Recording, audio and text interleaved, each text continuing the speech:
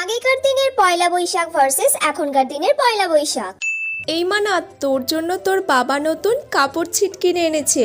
এই কাপড় ছিট দিয়ে নববর্ষের দিন তোকে আমি নতুন জামা বানিয়ে দেব। মা, বাবা এবারে কি কালারের কাপড় এনেছে? লাল রঙের।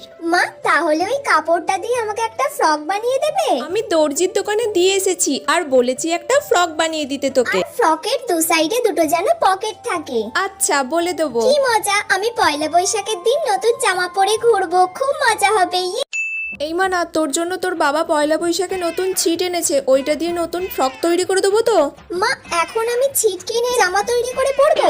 অনলাইনে অনেক সুন্দর সুন্দর জামা পাওয়া যায় মা, আমার যেটা পছন্দ হবে আমি ওখান থেকে সেটা কিনে নেব। কি তোরা অনলাইনে জিনিস সব জামা কাপড় পরিস তোরা? আমি বুঝতে পারি না। একটা হাতে তৈরি জামা কাপড় তো ফিটিংস হয় ভালো। না মা, তোমার যদি আমাকে দেওয়ার হয় তুমি আমাকে ক্যাশ দিয়ে দিও, আমার যেটা পছন্দ হবে আমি অনলাইনে অর্ডার করে সেটা নিয়ে নেব।